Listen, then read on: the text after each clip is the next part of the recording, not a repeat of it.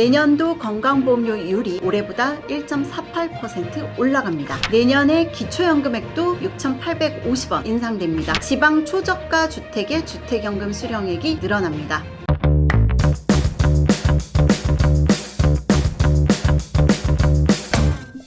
안녕하세요. 연금박사 이영주입니다. 2025년 9월 연금뉴스 시작하도록 하겠습니다. 오늘 연금뉴스를 진행해 주실 김봉 이사님 나오셨습니다. 안녕하십니까?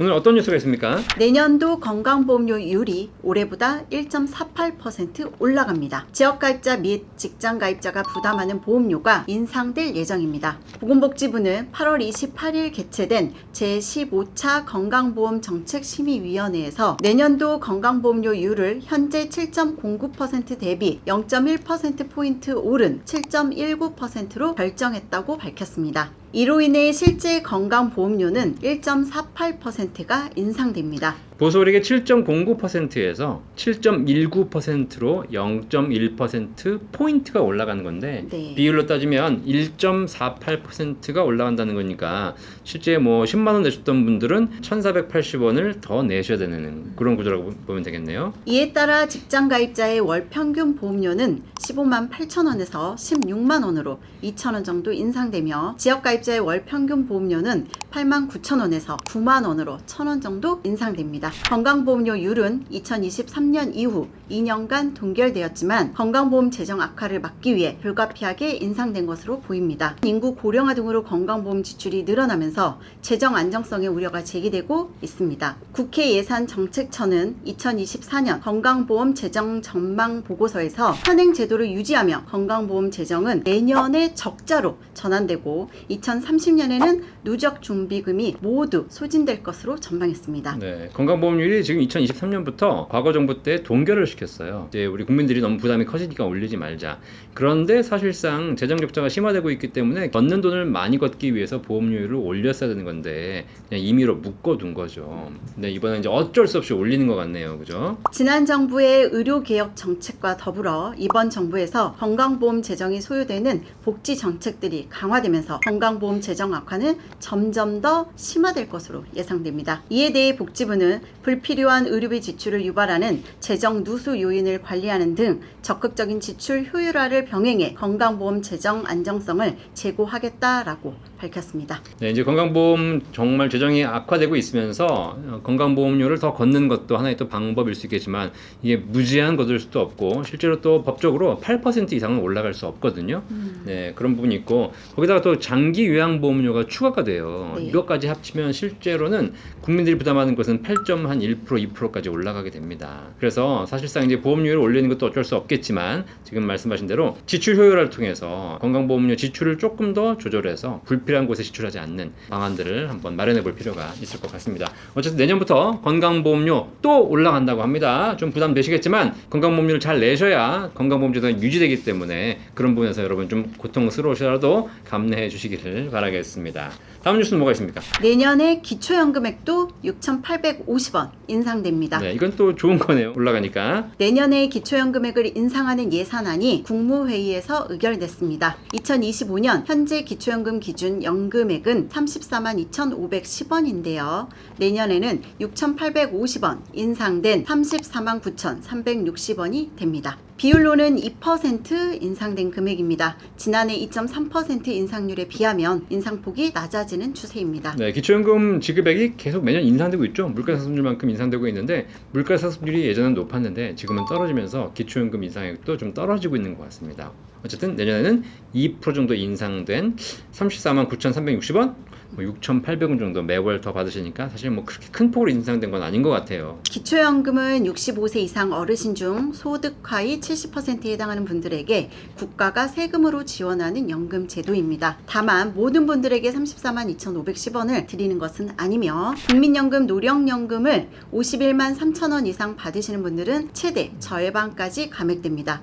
또한 부부가 동시에 기초연금을 받는 경우에는 부부 각각 20%씩 감액되며 기초연금 수급으로 인해 선정 기준액을 초과하는 경우에도 소득 역전 방지 감액이 적용됩니다. 이로 인해 최소로 기초연금을 받는 경우 기준연금액의 10%인 34,250원을 받게 될 수도 있습니다. 네, 기초연금 34만 원 받는다고 해가지고 해당만 되면 34만 원 받는다고 생각하시는 분들이 계신데 그렇지 않고 여러 가지 감액 제도들이 적용돼서 실제 기초연금을 받지만 최소로 받으신 분들은 34,000원 받으신다 하더라고요. 그래서 혹시 대상이 되신다 하더라도 너무 좋아할 건 아니고 이렇게 상황에 따라 달리 적용되는 거 여러분이 꼭 한번 알고 계실 필요가 있을 것 같습니다. 고령화에 따라서 노인 인구가 늘어나면서 내년 기초연금 지급 대상은 올해보다 약 43만 명 늘어난 779만 명이 될 예정입니다. 내년의 기초연금 지급을 위해 투입될 재정은 총 23조 3,627억 원이 필요할 것으로 예상됩니다. 급속한 고령화에 대비해서 기초연금 제도의 개정 보완이 시급한 상황입니다. 네, 기초연금 받는 인구가 계속 늘어나고 있어서 조만간 1,000만 명 시대가 될 것 같은데요. 이를 위해서 별도의 기초연금 제도의 보완, 개선 하루빨리 부탁드리도록 하겠습니다.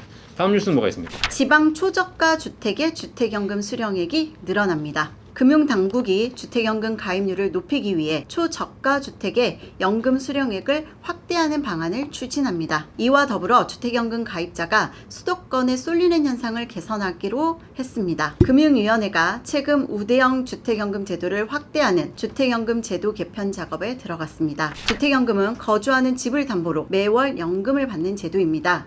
부부 중 한 명이라도 55세 이상이며 공시가격 12억 원 이하 주택을 소유한 경우에 주택연금에 가입할 수 있는데요.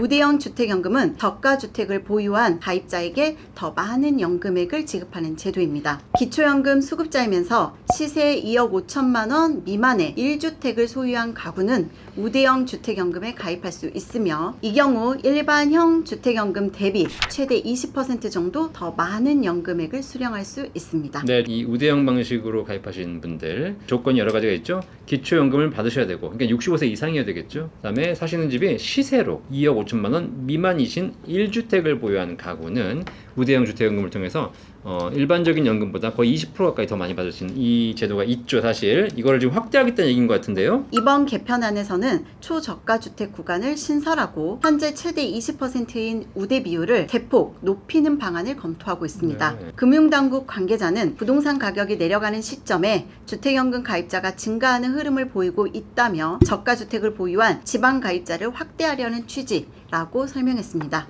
인구 감소 지역, 귀농, 귀촌을 돕기 위해 주택연금을 활용하는 방안도 거론되고 있습니다. 인구 감소 지역 거주자가 주택연금 가입 시 인센티브를 제공하는 방식입니다. 이처럼 저가주택 보유자에 대한 지원은 늘어나고 있으나 공시가격 12억 원 이상 고가주택 보유자에게 주택연금 가입을 허용하는 안에 대해서는 당국 안팎에서 부정적인 생각이 강한 상황입니다. 가입 상한선을 높이면 고가주택을 소유한 이들의 연금 수령액이 늘어나기 때문인데요. 고가주택 보유자에게 주택연금 가입을 허용하는 대신 가입자에게 지급되는 월 지급금의 상한선을 설정하는 방식을 통해서 문제를 개선하는 방안을 검토해 볼 필요가 있을 것으로 판단됩니다. 현재 전국 주택연금 가입자의 평균 주택 가격은 3억 9,400만 원이고요. 월 평균 수령하는 연금액은 124만 원입니다. 지금 저가주택을 보유한 사람들에게 우대형 주택연금을 통해서 더 많은 연금액을 지급하겠다 이런 안도 있는데 사실 주택연금을 활성화하기 위해서 공시가격 12억 원을 초과하는 주택에 대한 주택연금 가입 허용하는 것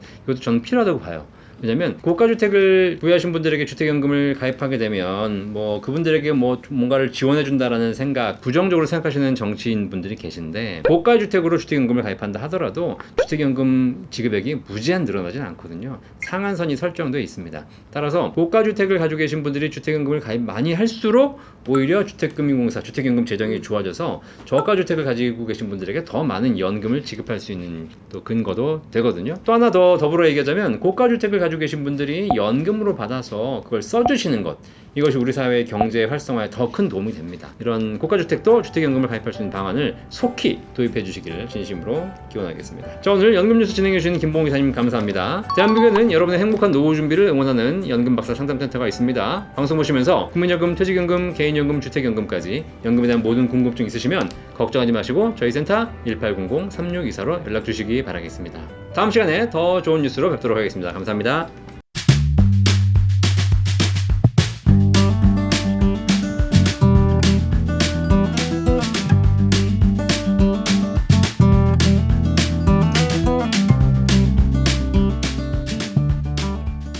본 광고는 생명보험 광고 심의 기준을 준수하였으며 유효기간은 심의일로부터 1년입니다.